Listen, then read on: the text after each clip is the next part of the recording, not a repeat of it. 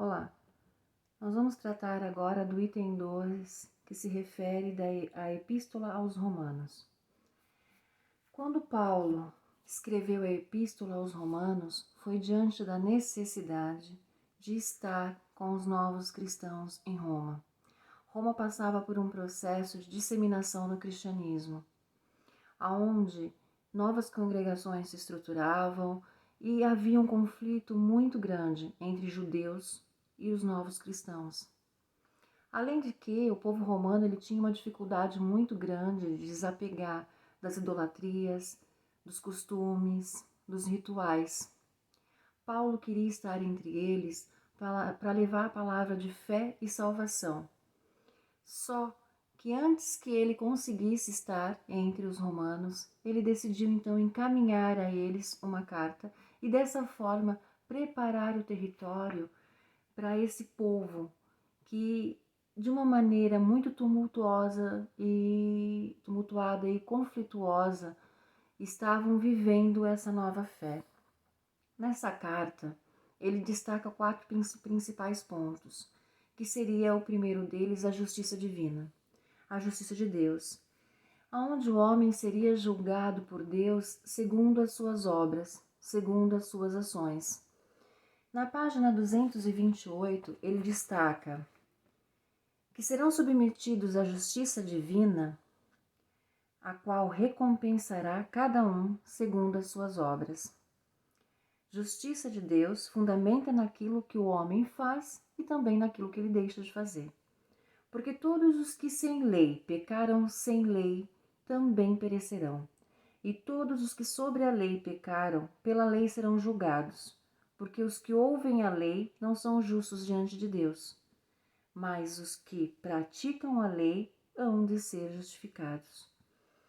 Nesse trecho fica claro como aquilo que a gente sempre relembra: a quem muito é dado, muito será cobrado. Quanto mais conhecimentos nós temos sobre a lei divina, sobre o que nós podemos e o que nós não devemos fazer, maior é a nossa responsabilidade. Não que aquele que não tenha conhecimento não será julgado, mas será julgado de acordo com aquilo que ele sabe, de acordo com os preceitos da lei, do que ele pratica e do que ele tem conhecimento.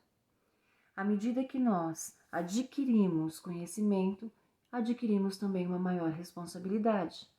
Ele também criticava que aquele que prega tem que agir conforme o que prega. Se eu prego não roubar, não sou eu que hei de roubar.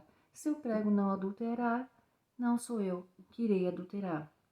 Que nós temos que agir segundo aquilo que nós falamos, aquilo que nós pregamos. As nossas obras, elas têm que ser condizentes com a nossa fala.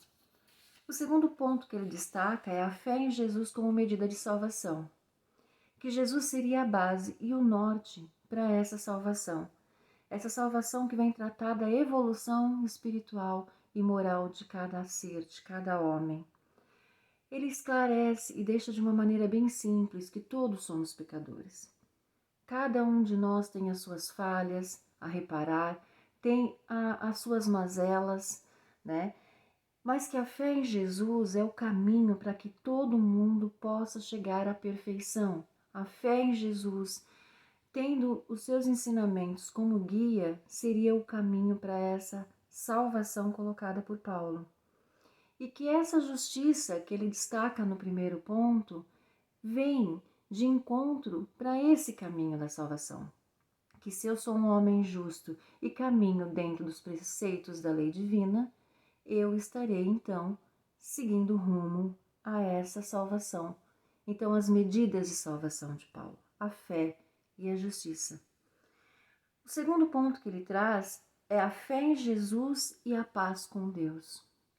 Se eu tenho fé, se eu caminho dentro da justiça, se eu estou agindo conforme as leis divinas são colocadas, eu estou em paz comigo, eu estou em paz com Deus.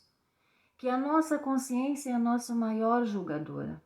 É a nossa consciência que nivela os meus atos, que me freia de alguma forma. E estar em paz com a minha consciência seria estar em paz com Deus. E ele pontua que ter fé, caminhar na justiça conosco e com Deus é o caminho, então, para atingir essa salvação. Um quarto ponto que ele coloca é que o homem sem o Cristo vive em pecado. O homem que não é condizente com as leis divinas, o homem que não pratica, que não caminha dentro desses preceitos divinos, ele é um homem que por si só transgride a lei, que por si só vive em pecado. Vive em pecado da carne e não pelo Espírito. E age por essas paixões. Paixões essa que não são próprias de um espírito de fé renovada, um espírito de fé cristã, que elas se detêm simplesmente a tolas paixões carnais. Tolas paixões carnais essas que nós devemos ter força e fé para superar nessa nossa caminhada, nessa nossa jornada pela evolução espiritual. E por fim, de uma maneira mais simples, as cartas de Paulo, as epístolas de Paulo, elas foram nada mais, nada menos do que um tratado, uma ponte belíssima, de forma que ele levasse aos povos pagãos e aos novos cristãos a salvação do Espírito. Era uma explicação clássica que ele dava através das epístolas, de uma maneira didática, de uma maneira bem simples, bem esclarecedora, aonde através de indagações e respostas ele levava as pessoas a ter um olhar e a indagar sobre as próprias atitudes, a própria existência, né, os acontecimentos de uma forma geral. Ele apresenta, através das epístolas, o fundamento da fé. Quais seriam essas bases para a fé cristã? E nesses fundamentos ele traz desde o homem natural, o pecado e a salvação. E essa luta constante da carne contra o espírito, né? Das paixões da carne e daquilo que o meu espírito precisa para galgar uma evolução e uma paz. E diante de tudo isso, ele deixa bem claro que não há condenação para aqueles que caminham junto do Senhor, para aqueles que caminham de acordo com os ensinamentos que o Mestre deixou. Então, de um modo geral, era isso, era levar, através da epístola, um ensinamento nos lugares onde ele não podia estar. Cada uma das epístolas foi escrita de acordo com a necessidade daquele momento e daquele local, embora os seus textos e seus ensinamentos sejam atuais, na época existia um objetivo direcionado para cada uma delas. Então, que possamos ficar na paz de Deus e refletir mais sobre o texto colocado e sobre as questões de renovação, de fé, de salvação, de justiça e do caminho divino.